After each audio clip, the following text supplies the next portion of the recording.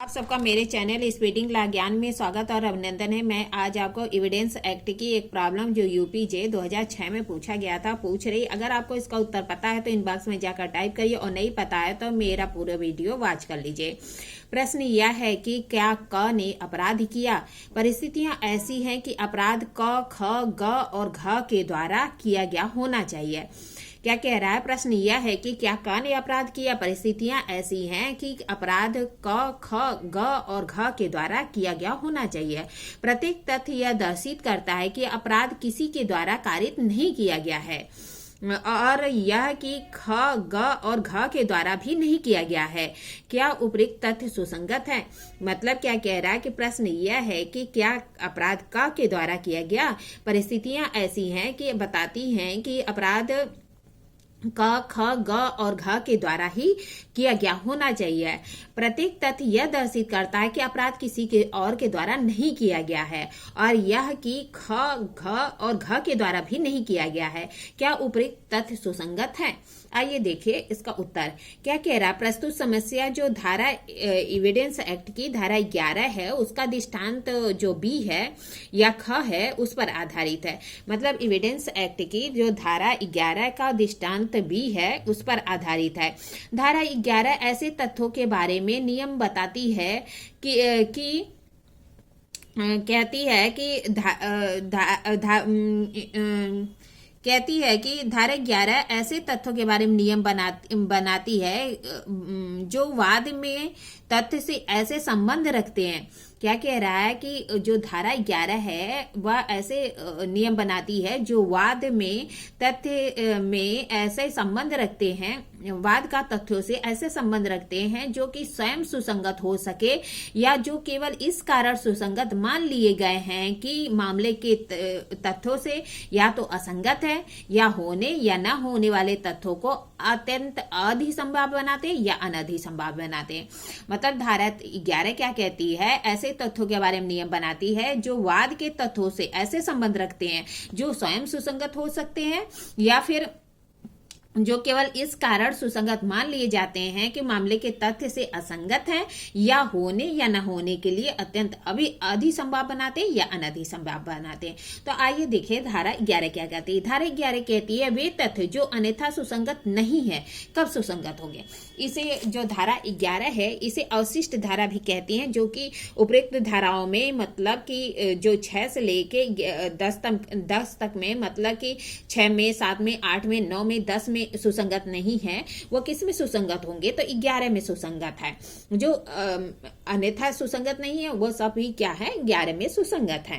क्या कह रहा है? वे तथ्य जो अन्यथा सुसंगत नहीं है वे सुसंगत हैं यदि वे विवादित तथ्य या सुसंगत तथ्य से असंगत हैं।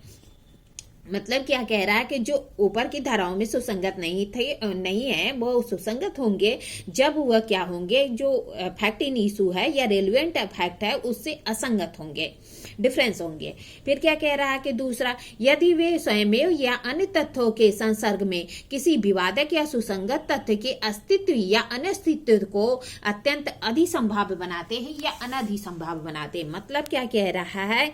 या तो वह स्वयं या अन्य तथ्यों के साथ मिलाकर वो जो मतलब रेलिवेंट फैक्ट है या फैक्ट इन इशू है उसके जो है अस्तित्व या अनिस्तित्व को अत्यंत अधिसंभाव्य बनाते हैं या अनधिसंभाव्य बनाते हैं।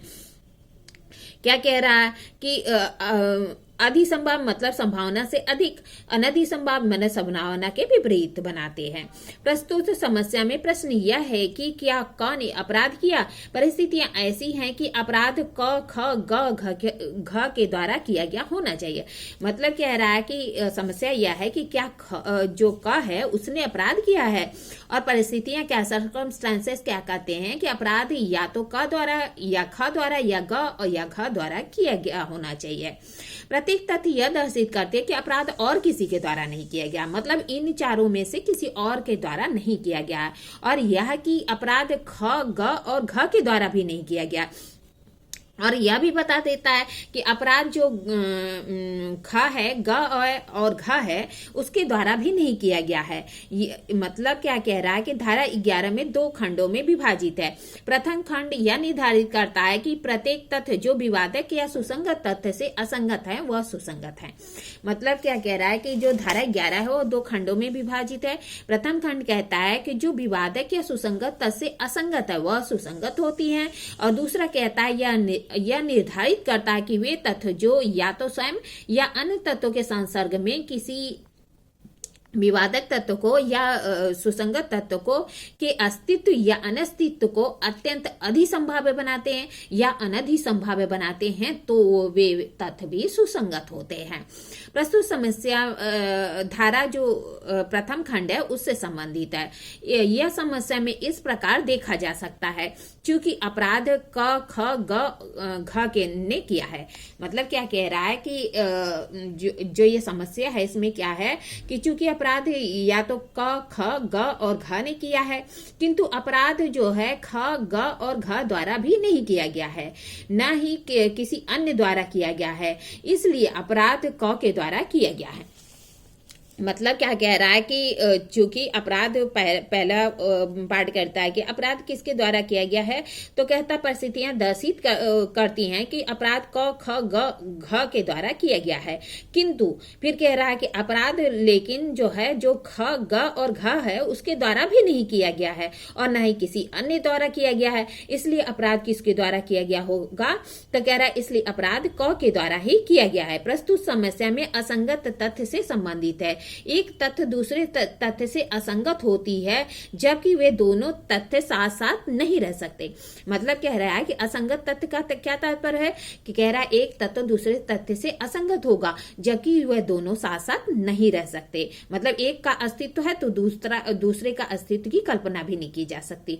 मतलब दोनों एक दूसरे से एकदम ही विपरीत हैं। अर्थात एक तथ्य के अस्तित्व साबित हो जाए तो दूसरा तत्व का तथ्य ना साबित माना जाएगा। मतलब एक तत्व अगर साबित कर दिया जाए तो दूसरे तत्व के को ना साबित माना जाएगा कि ऐसे दूसरा तत्व का अस्तित्व नहीं है। जहाँ की कुल 4 व्यक्ति हैं और अपराध ख ग और घ के द्वारा नहीं किया गया है तो अपराध क के द्वारा ही किया गया होगा। मतलब कह रहा है कि अगर कुल मिला के 4 व्यक्ति हैं और 4 व्यक्तियों में 3 द्वारा अपराध नहीं किया गया तो जाहिर सी बात है कि जो बचा उसने ही अपराध किया होगा। तो क्या कह रहा है कि उक्त समस्या में मुकदमे के तथ्य इस रूप में रखकर ठीक से समझ सकते हैं। क्या कह रहा है कि जो ये समस्या है इसके मुकदमे के तथ्य इस रूप में रखकर समझ सकते हैं।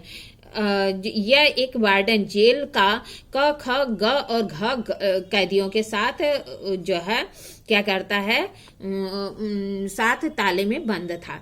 मतलब कह रहा है यह एक वार्डन जेल का क ख ग और घ कैदी के साथ ताले में बंद था। प्रातःकाल जब जेलर ने ताला खोला तो यह को मृत पाया। मतलब क्या कह रहा है कि जो है यह क्या है क ख और घ के साथ कैदियों के साथ ताले में बंद था। प्रातःकाल जब जेलर ने ताला खोला तो यह मृत पाया गया और ख और घ अपनी कोठरी में जो बाहर से ताला बंद था जंजीर से बांधे गए थे। जो ख और घ था वह अपनी कोठरी में जो बाहर से ताला बंद था जंजीर से बांधे गए थे और जो मतलब ख और घ को जो है बाहर से ताला बंद किया गया था और वे जंजीर से भी बांधे गए थे। और जो घ है दोनों पैरों से अपाहिज था, मतलब वो चल नहीं सकता था। है कि का ने ही वार्डन जो यह है उसकी हत्या की है। मतलब क्या कह रहा है कि जो ये इस मामले के तथ्य हैं इस तरह से अच्छे से समझा जा सकता है कि यह एक वार्डन जेल का रहता है, उसको क्या किया जाता है क ख और